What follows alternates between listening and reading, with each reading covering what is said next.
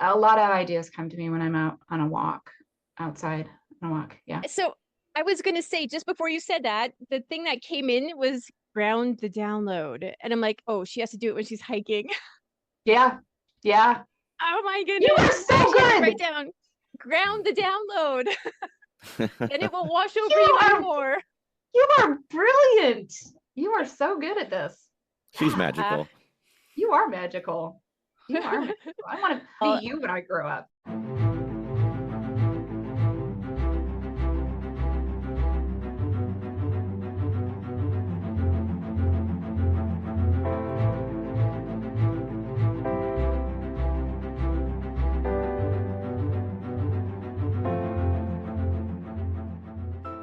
Welcome back to another edition of the Pear Genius Podcast. I'm your host, Alex, and with me today is Kati, as always, the brand alchemist. And we have Kendra Whitney as our special guest today, and she comes to us via Kate Lewis in the North Carolina area. And Kendra is with Perigo Partners. Welcome, Kendra. It's nice to have you. Thank you. Thank you for having me. What the heck is Perigo Partners? right? Are you with Perigo Partners or are you the CEO? It's me. It's just me, Perigo Partners. But so Perigo means to carry through to the end in Latin. And I very specifically chose the word partners because that's how I like to work. I like to work alongside other people as your partner. And so I was very intentional about making sure that I named my company Partner. And I have visions of having multiple partners at some point. So That's nice. yeah, Right? yeah, It's always nice when you can hold the vision and space to be able to see, you know what, I don't want to do this alone. I want to bring in help and be able to reach a wider array of people. yes. So describe your ideal client. Who do you work with exactly? Yeah. So I love to work with the very small business owners, anywhere from solopreneur to maybe about 30 or so folks who are wearing all of the hats, right? They have to do all of it. And so my background is more in the project management, process improvement, change management, operations sort of space. So partnering with those small business owners to help them carry through their visions and their goals and their projects and what they really want to accomplish, helping them carry that through to the end, helping them carry that load so that they don't have to do and hold everything themselves in their heads.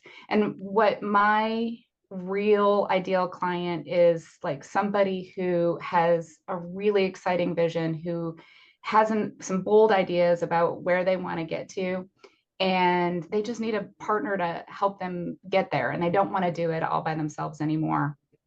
And so I get super jazzed up about other people's ideas.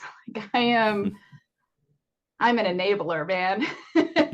I can get just as excited about somebody else's idea. And what I love doing is really helping them bring that across the finish line.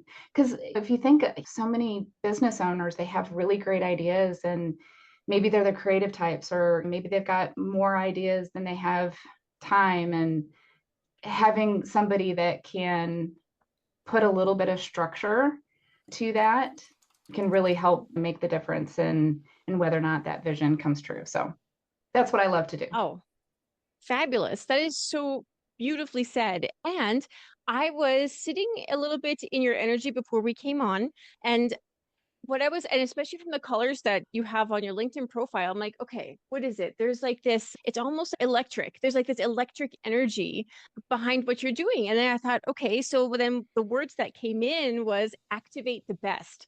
And I feel like you activate the best in other people, and you activate the best systems and the best processes. And I love is that that. accurate? Do you feel that? Yes, absolutely. Because one of my strengths is maximizer. So you're totally spot on, where I love taking something that's good, and it's a ball of clay, and then working on refining it and taking that to the next level. So you're absolutely spot on. I love that. I love that electric electric kind of feel to it. Thank you for Right? that. Yeah, energy is really alive for your brand. And I think that the activate the best might actually be one of the brand phrases that you might consider for when you're putting it out Yeah. there, because right away that makes people think, oh, what does she mean by activate my best? I want that. Yes. Everybody wants to be activated, meaning that there's some kind of an action. It's not just that you're speaking words, but then you go in with action behind it, Right. which is Yes. exactly what entrepreneurs need, because we have the ideas. We just need that activation so that we know where we're Yes. going. Yes. The action part is also really important to me because there are people who are not any sort of lack of great ideas, but those ideas don't get to make any sort of impact unless you actually start to put some actions to it. So that's where I start to pull in my project management experience, where, one of the phrases that I use a lot is, if you're overwhelmed with so many choices about what to do, one of the phrases I use a lot is just focus on the right next step. That's all we have to do. It's just like, what's the right next step? And another thing I do with clients is, when we've got a big goal, is what are the critical few? Boiling it down, what are the critical few actions that you can take on a consistent basis to move forward in that goal? Because again, you might have this 5-year vision, right? You might have this really big vision, and then you're like, yeah, but what do I do today? If I've Yes, got this really absolutely. big thing, what do I do today, or what do I do tomorrow in order to make that? So that's something that I can really help people figure out what those right next steps are. And so many people are usually just stuck in their own head and don't know how to actually take that first step. And Yeah.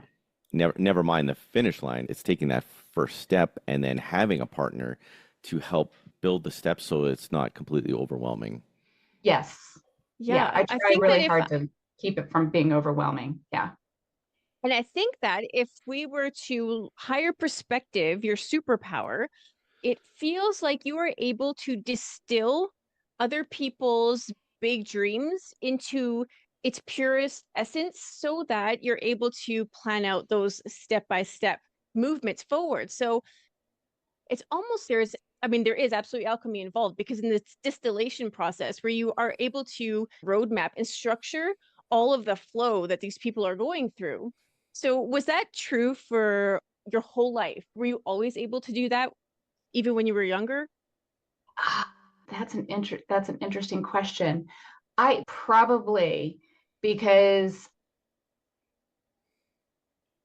I feel like I've always been able to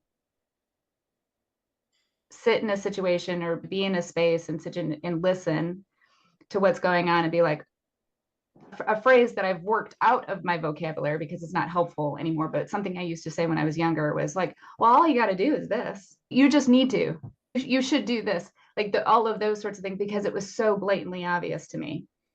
I've now reworded that phrase because the gottas and the shoulds and the just is not always super helpful, but it has always, for a lot of things, has been pretty clear. And then I get very uncomfortable, and I kind of use the word itchy because I get like antsy and all that sort of stuff. I get very uncomfortable if I don't know what the right next thing is.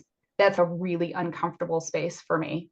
And then that's when I personally get overwhelmed, is I don't know what the right next thing is, because I usually do, you know? And I love that you touch on the fear, because it's usually the things that we can't do for ourselves that we do really well for other people. And that's usually a hint to your life purpose and what your soul gets lit up to do. And I think that the more you help other people with that superpower, the more you take back a little bit for yourself when you're able just to apply a little bit more. And then the compassion piece comes in too, because you're Yeah. like, well, if that person's struggling and I'm able to help them, then I have grace with myself that I will figure this out.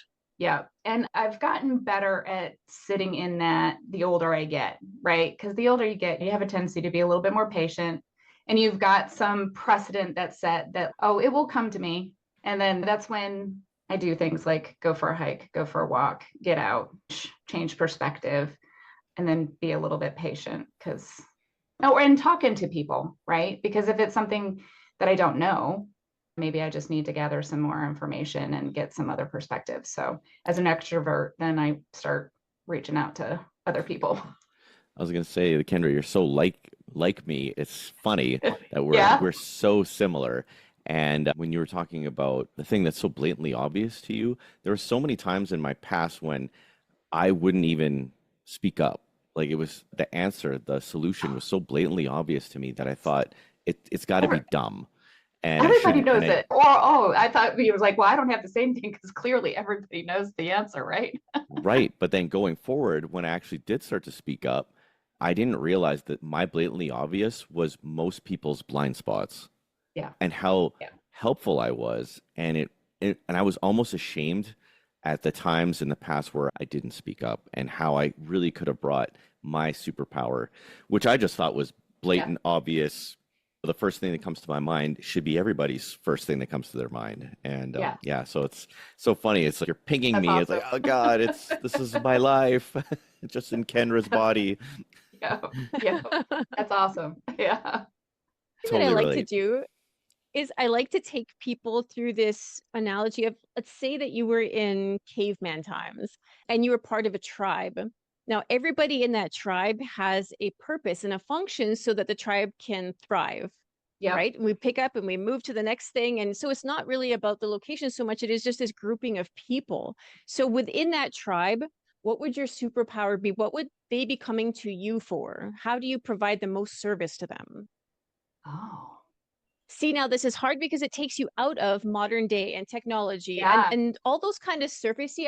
So I'll tell you, my purpose in that tribe is to reconnect people with themselves so that they're able to go forward in their best possible way, losing the least amount of energy.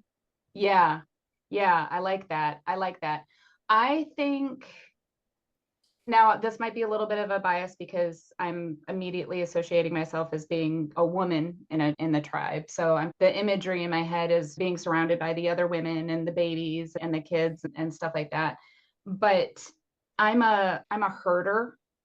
So I think one of my roles would be like making sure that the 3-year-old doesn't wander away too far and comes back. And like I I would probably be picking the berries and then looking up and then like notice that somebody's gone too far off and pulling them back in. So I would be like the making sure that everybody's sticking together and being taken care of and staying on task. You're the glue. You're the old I am the school glue. project manager, keeping everybody together and I am. keeping the And peace. I'll tell you a modern story that I think proves this point. Several years ago, we started to do a yearly travel with my older mother-in-law because she never got a chance to travel in her retirement because my father-in-law had gotten sick very early in retirement. So they never got a chance to do any of the traveling. So we started to bring her along with us, my husband and my 2 kids. And so we have 2 kids. So my husband is in the airport, and I think you know these kinds of guys, right?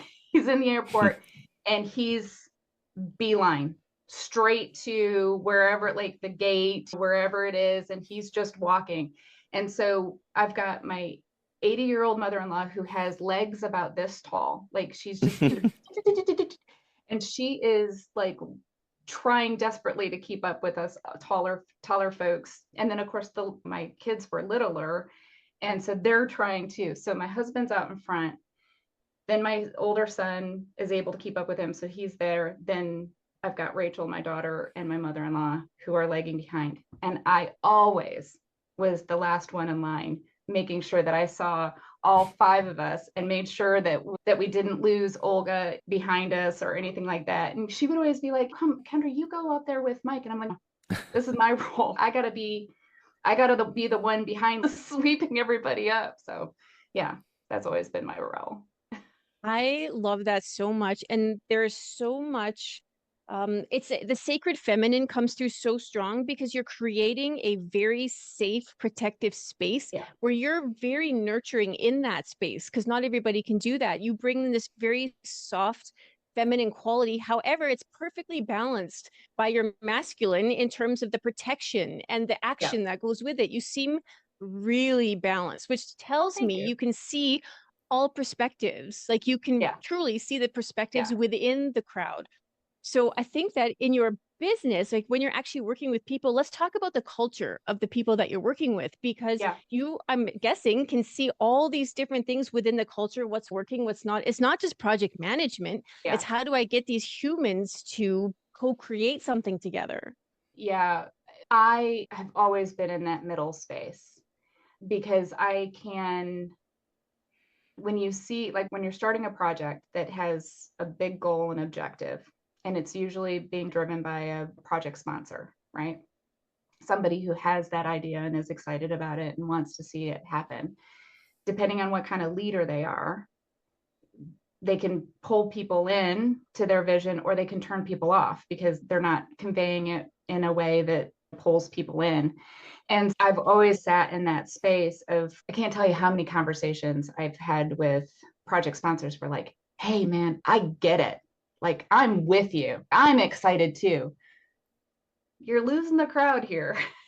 Like, we got to figure out a way to translate this enthusiasm and get other folks involved. And then I would go to the other folks and be like, hey, I know his delivery might not have been so great, but this is what their intention was, and this is what the vision is. And so I do this like translation.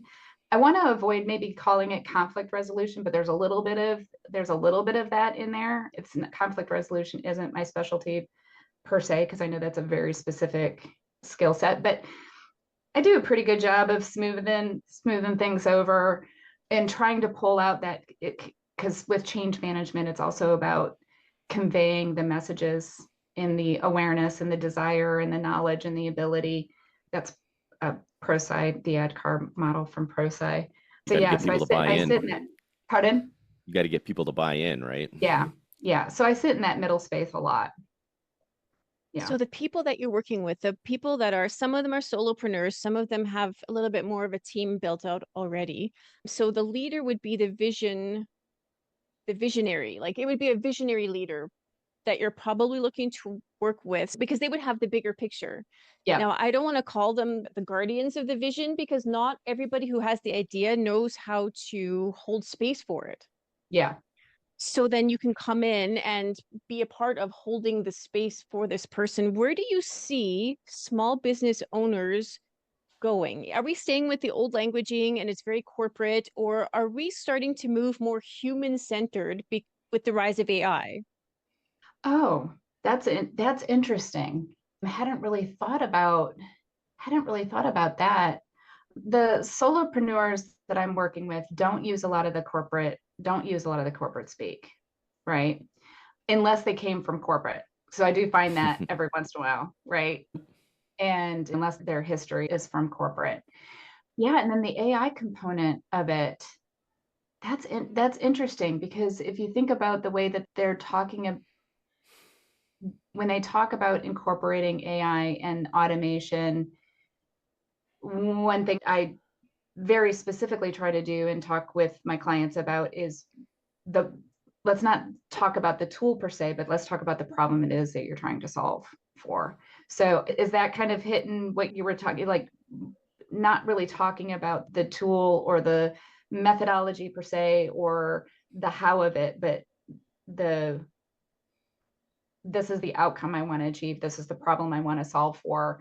How do I make that happen, regardless of what the tool is? Is that kind of what you're getting to? Yeah. Yeah. So you came at it from a very different perspective than I thought you would, which is funny because that's what you do, right? Your perspective, you're so good at it. Because what I'm thinking is that as AI is becoming more of a tool that people are relying on, if they're not prompting that AI from the vision that they are trying to achieve, then it's very muddied output. There's dissonance and right. So I think that human-centered work is going to be really important with AI. I'm not against AI. Let AI rise, but we have to bring human with it to, at the very least, have equilibrium. Although I know that this is going to create a very more heart-centered human and more powerful. So when you do your branding, for example, the more humanness you can bring to your brand, then when you go to educate people with that, then it makes sense. Then there's resonance there. Yeah. Yeah. I love that you said that. I really do, because I I feel very strongly, because I know that there's a lot of folks who are very afraid of AI right now. But I love that there is a growing sentiment out there around how no, this can actually help us be more human. I can't remember who I was chatting with. I was chatting with somebody who was talking about how if you, oh, I remember who it was. Anyway, if you use AI to take care of the tasks that are all of the mundane tasks, what is left? What is the very human thing that only the human can do?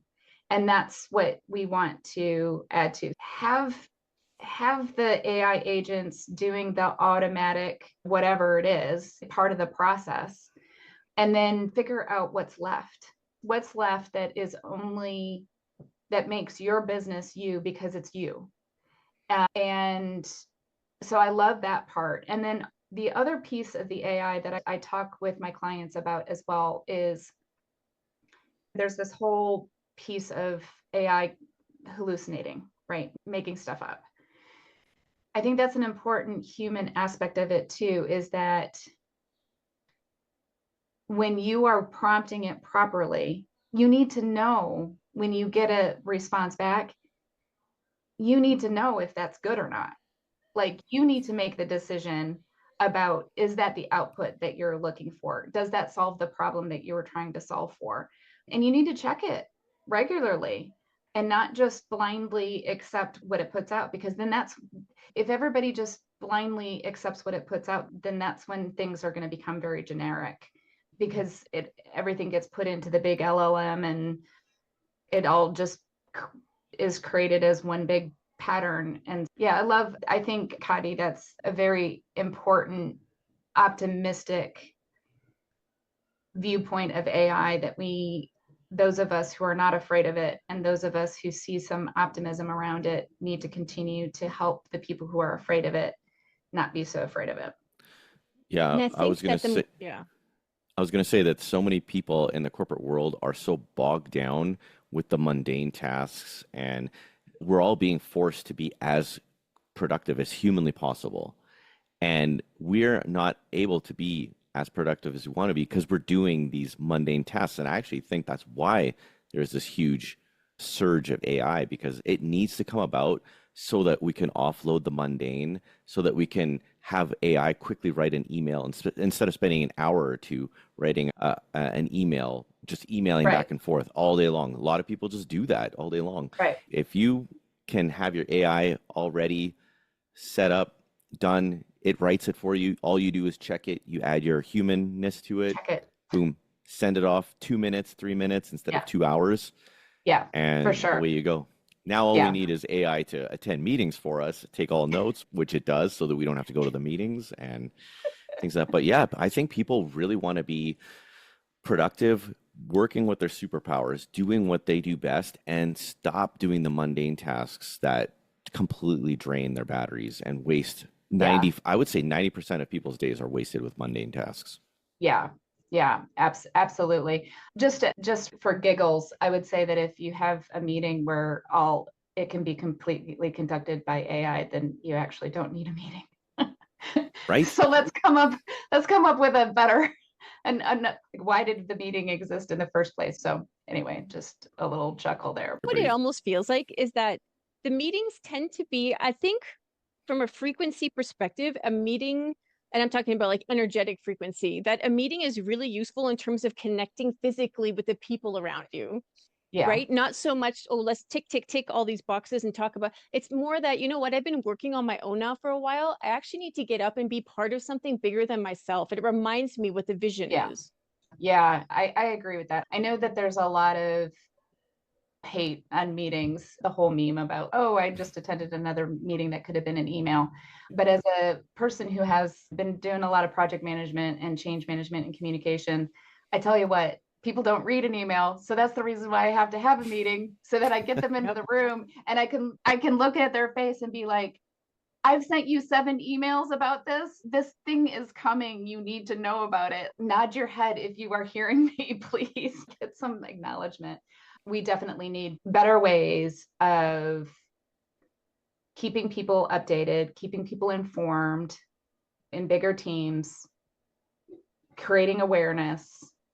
Those are still the problems in corporate, in a business setting, that my entire time in big corporations, we never really cracked that nut yet. And it'll be really interesting to see how AI might be able to start to break through that, or does it make it worse? I don't know. Right? So Maybe it'll you're be the interesting. person, though, that's meant to bring forward this new evolution of the meeting. Yeah. What if the one thing that what if this is your legacy work to come in and say, you know what? This is what a meeting is going to be henceforth, right? It is going to be, we as humans spend a lot of time segregated. There's a lot of times Yeah. where we feel disconnected, but your energy to that is, oh, I don't want to go to another meeting. No. Here is the new evolution of meeting, and we'll sneakily take care of the stuff we need to, but also provide you with so much nourishment that you didn't even know you needed. Yeah, I love that. I love that. Yeah. Yeah. Nourishment for sure.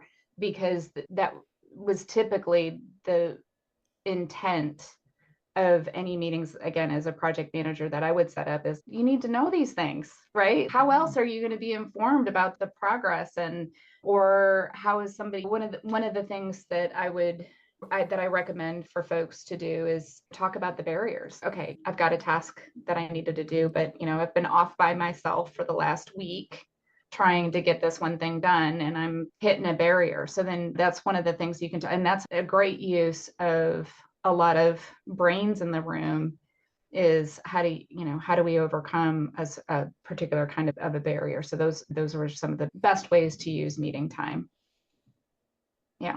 You have much knowledge, like you bring all of this experience, and all of these containers and systems and processes that are true to their core, the truth behind the process, but you're also very soft and open to what's the higher perspective here? Like, how does this attune? So the other thing that came through was that you can attune to the vision. Now, when you come in and you can attune to the vision of the leader, that makes you in resonance, and everybody else just gets to come in and experience that energy. Is, oh, this is what he meant by that, which you touched on earlier.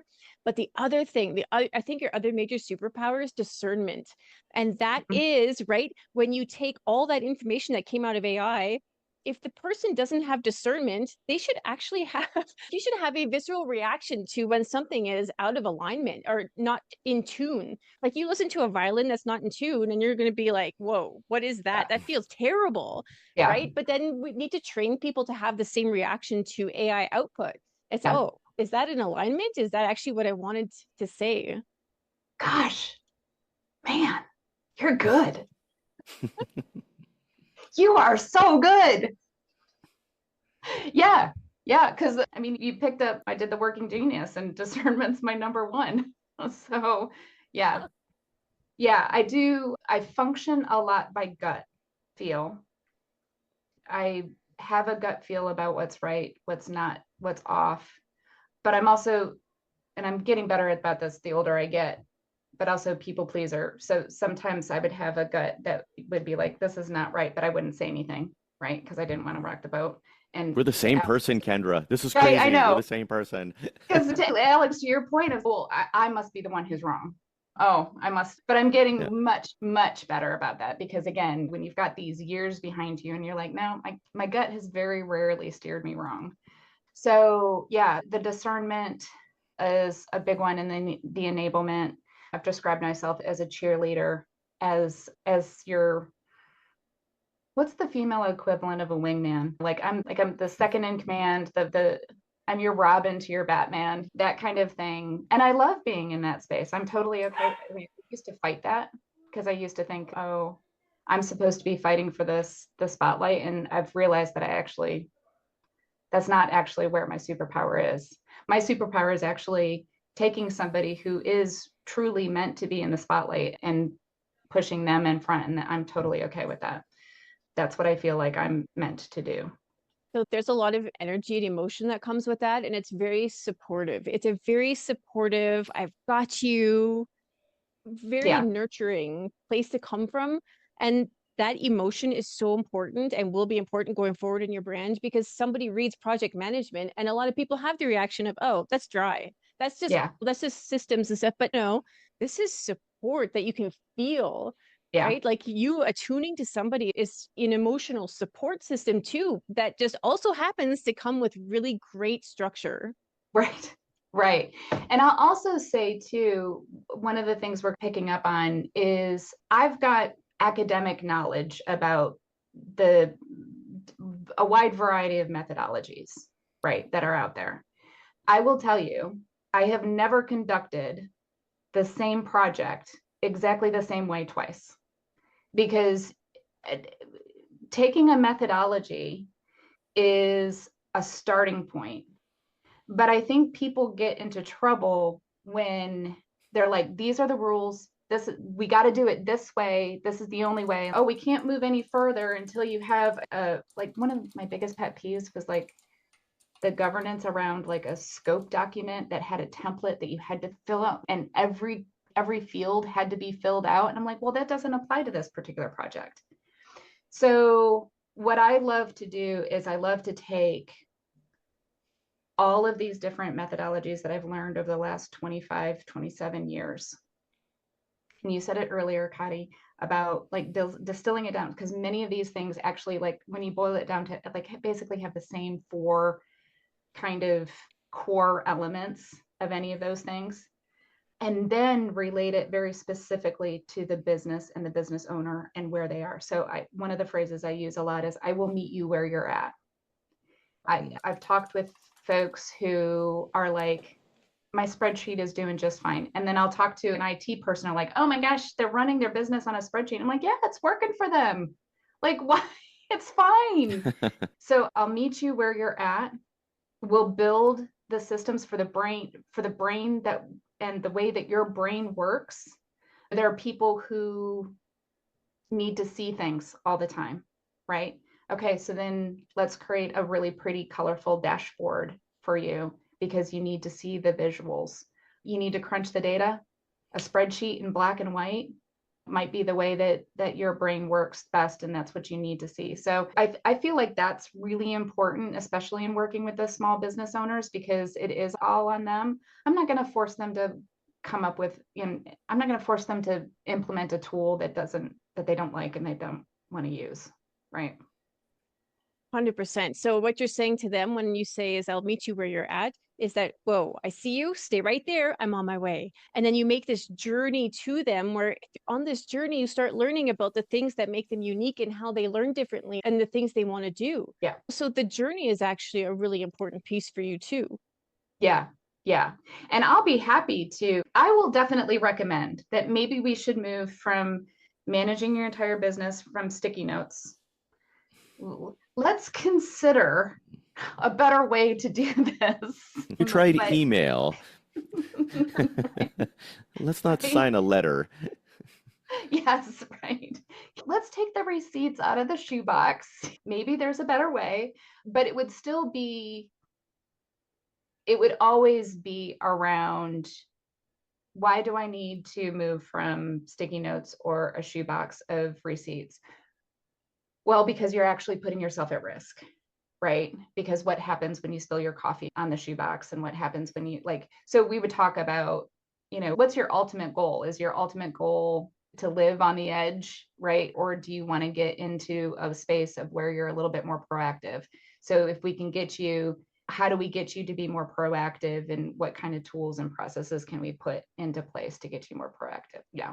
Yeah, I still like how I really feel like you're the vision keeper. And as the keeper of the vision, it allows you to come in and create and architect the structure to house the vision in, so that it doesn't get lost in it all. Because every business owner says, but it's my baby. My business is my baby, and I'm scared to bring somebody else in because they might not get it.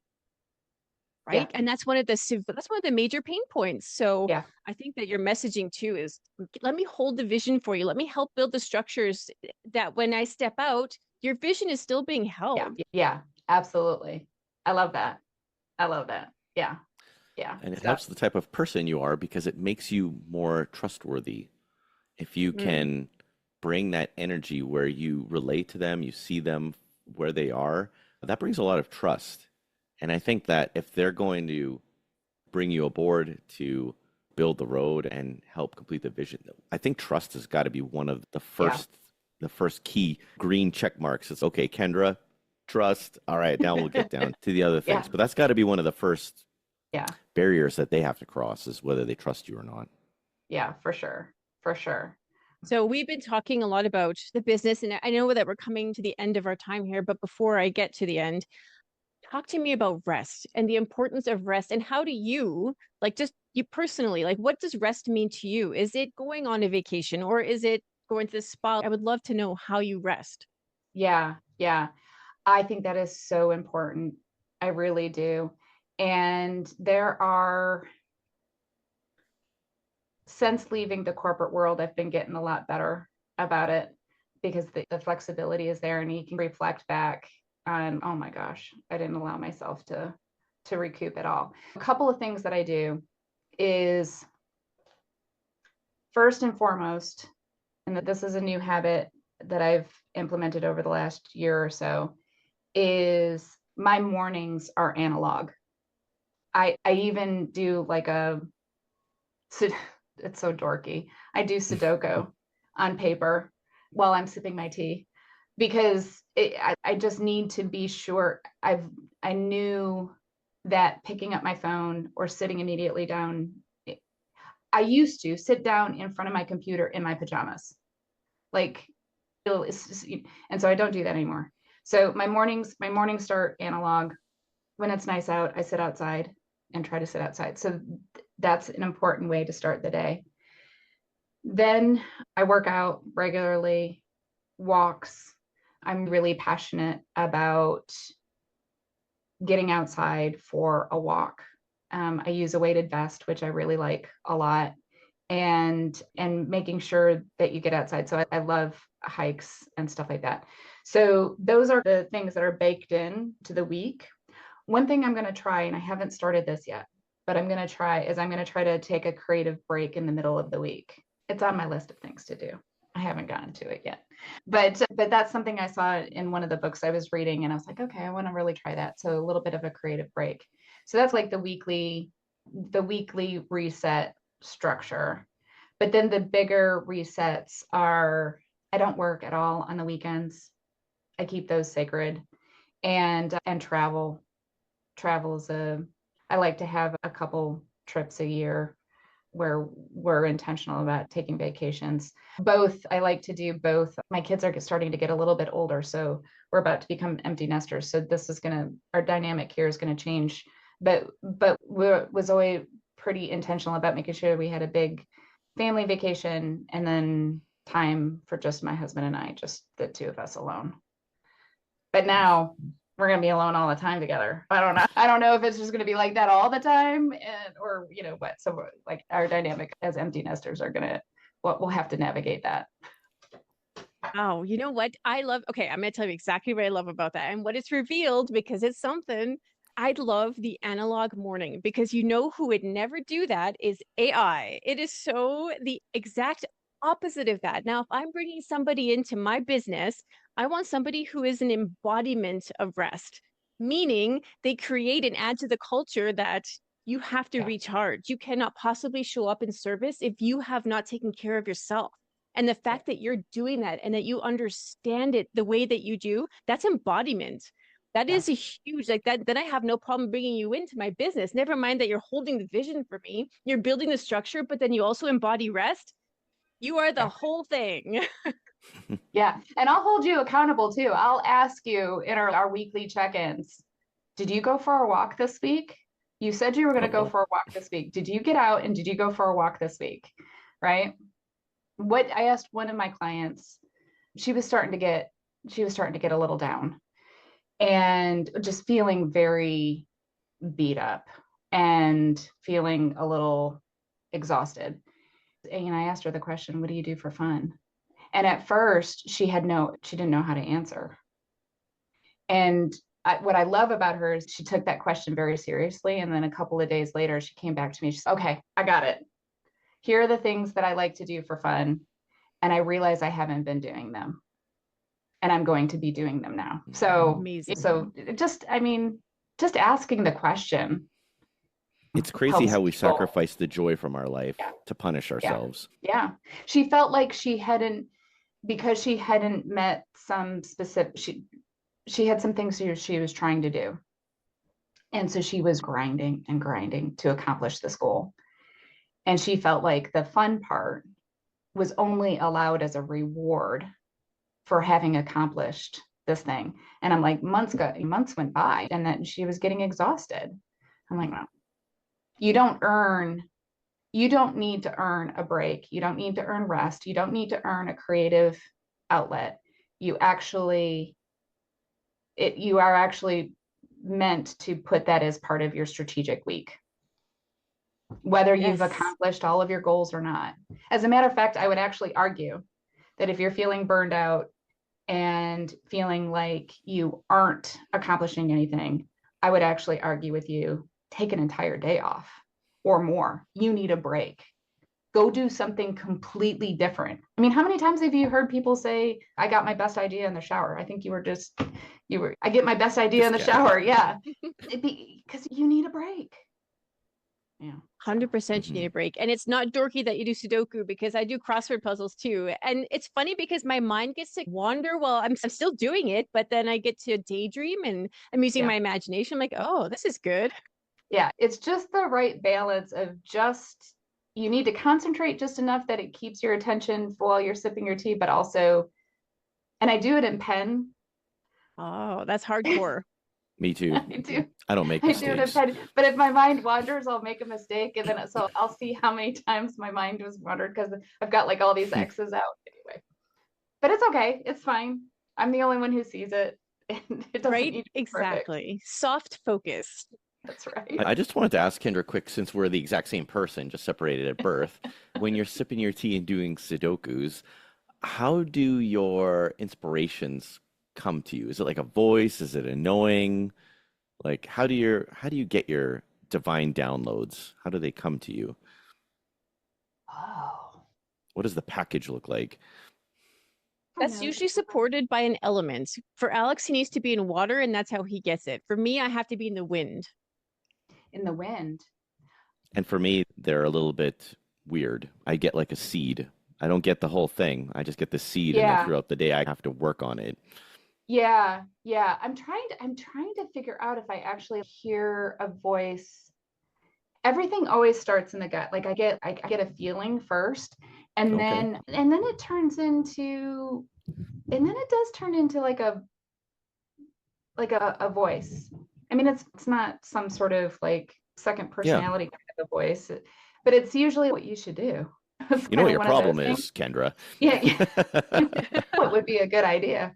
Yeah, I think it's like that. And what I'm trying to do better, because I've noticed that with these quiet times that those little nuggets are coming to me. And I used to just, again, being like in a corporate regular employee job, I would just let those thoughts they would just like wash over me, right? Mm-hmm. Because I had my daily to-do tasks, I had my roles and responsibilities. But now as an entrepreneur, and I'm trying to be so much more careful about, like, in some way, shape, or form, capturing those little ideas. So I've got a running list now of even just whatever little ideas that come to me during that period of time, because then I can chew on them and all that sort of stuff. And then in terms of what element, I do love swimming, but that's not the thing that I do the most. So it's a lot of ideas come to me when I'm out on a walk outside. Yeah. So I was going to say, just before you said that, the thing that came in was ground the download. And I'm like, oh, she has to do it when she's hiking. Yeah. Oh my goodness. You are so good. Write down, ground the download. And it will wash over you anymore. You are brilliant. You are so good at this. She's magical. You are magical. I want to be you when I grow up. Can I be you when I grow up? I'm just mirroring you back to you. So you're the magic. I'm just the mirror. So your business is just the way it feels. I can't wait for more people to get in touch with you because it's magic. What you do Oh, is thank you. magic. Thank you. I And appreciate it. on that note, I have a question left from the last guest that it's time for me to ask you. Yeah. Oh, you're in trouble now. Okay. Right? Brace yourself. Where are you showing up authentically and where are you not? Oh, Where am I showing up authentically? hopefully on this podcast. I mean, I'll blurt out the very first thing that came to my mind is I don't think there's any place I don't show up authentically. That's good. I mean, there's places where I choose my words because that's the right and polite thing to do, and reading the room and matching the energy, because I do a lot of networking and all that sort of stuff. And so like I try to match the energy appropriately. But I think over the last couple of years, being outside of the corporate world, I've worked very hard at making sure I'm authentic. And I was pretty authentic beforehand, but you morph yourself into what is needed for the corporate world. Absolutely. I feel like get you. I think it's a good question for Kendra because us being people pleasers, it forces us to take a quick look at ourselves and see how much are we pleasing people and sacrificing ourselves. Because that's a good example of when we're not doing the authentic thing for ourselves. Yeah, I've changed I've never articulated this before, so this is really interesting. It's almost like a therapy session. We've had that before. I've started to change the people pleasing part to, it's not that I'm going to change myself and not be authentic myself in order to please you. I've now changed it to, this is the way that I'm going to be compassionate and loving to you, is to match your energy, to match what you need, if that's what you need, because that's the way I'm going to show you that I love you as another human being. But I don't need to absorb that myself. That was all like off the cuff. Did that make sense? It Totally. did, as long as you don't match a lower frequency energy. Like when you say that you want to match their energy, if you're lowering yours to match theirs, that kind of depletes you and doesn't help them either. As long as you can hold the frequency higher. We were just talking about that today, about that for me specifically. Just today we were talking about that. That's crazy that you reaffirmed it. Because you and I, Alex, you're sister, my how many kids brother. does my dad have? Right. We had no idea. I had some brother who was like shipped off to Canada. That's funny. Siberian brother here in the Arctic. Who knew? Yeah. So I'll think, because again, like I said, that was just right off the cuff. And so I'll think a little bit more about being able to articulate that better. But yeah, that's definitely, I'm able to, the older I get, I'm able to be like, oh, I can be very kind and compassionate without changing myself. Like I can do this. Yeah, I can do it for a moment, but I'm still, so that's like when you're networking and you're talking with people and stuff, like that's where like you can have a really great interaction, but then walk away and be like, that's not my person. Sure. We're not going to do business together. Like we had a very polite and lovely conversation, but it's that sort of stuff. Yeah, 100%. All right. Well, what would your question be then for the next person? Oh, the question for the next person. Oh, I should have prepared for that. No, it's better to have it a surprise. It's intuitive. That's why it's so perfect that the last person asked you this question. It just happens for a reason. It happens for a reason. Okay, so the question for the next person. Okay, there's some words that are coming to me, like things like what's rolling around in my brain is what gets you excited. But I feel like that's probably part of what you're already interviewing and pulling out of them. But one thing, what's your big audacious goal? Ooh, that's a great question from you. Yeah, because that's something I've been really working on a lot in the last several weeks, is trying to get people to define not just a linear goal. Oh, I want to go from 1 to 10, right? But what would it Sure. take to go from 1 to 1,000? Well, You'd be even if the surprised at person, how many people limit their dreams. Even in a Mhm. dream, like, really, I'm giving you a wish like a genie, and you're gonna think this small? she's Mhm. talking about me. Yeah. I just want to be humble. Stop it. Can I ask you guys a question? I know we're a little over. Is it okay if I ask Oh, you No, a that's that's question? fine. Yeah. Why did you want to start a podcast? What's the impetus for this Oh, lovely, man. magical experience that we have been a part of here? You go first, Jer, and then I'll cheat off of you. So we know that we have this soul contract where we are meant to combine our gifts together. And Alex left corporate and then came and started working with me. And at that time, I'm like, you know what? We should probably podcast. And our business coach said no. So I'm like, okay. But then we came back to him like, no, there's something here because the magic happens when he and I are able to play off of each other's energies. Whereas he is very structured, he allows me to flow. And I Yeah. think that people need to actually see and experience and feel the magic so that it's not just us explaining to people that what's a brand alchemist and what is a framework architect. Like, we need Yeah. to have a space where our voice carries a little bit more. That's awesome. I love that. And I would say the side effect that I didn't realize that we would get is that every guest gives us so much gold that even if nobody listened to our podcast ever, the every episode I just feel myself get better because there's Yeah. just so many amazing takeaways. And the Yeah. fact that me and Kati can play off of each other and she asks totally different questions than I ever would. Like Yeah. I think if it was just me doing this podcast, it would be 20% as entertaining. It would just be this ridiculous podcast and we would be laughing and we would talk about nothing. And then you bring in this magical woman that can like Yeah. see you and dig into it. And I can still have fun and we can laugh and we can really play around in this Yeah. arena. And then we all get this gold from it. I mean, to me, that's just a Yeah. win-win for everybody. I love that. Yeah. This was so much fun. This was a hoot. You guys are pretty special. This is great. Is there anything I can do to help you? If you know of somebody who maybe would benefit from sitting in our energy or is feeling disattached from their own brand or they're feeling a little lost, would love to sit down with them. Yeah.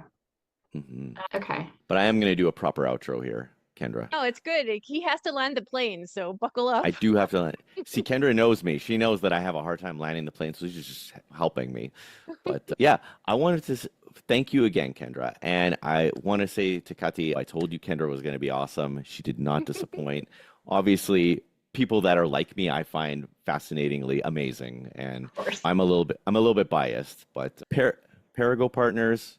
Uh-huh. Check out Kendra Whitney on LinkedIn. LinkedIn. Go check her out. And just want to remind everybody, keep living your genius. Subscribe, share with everybody you know. And we're going to see you on the next episode. Take care, everybody.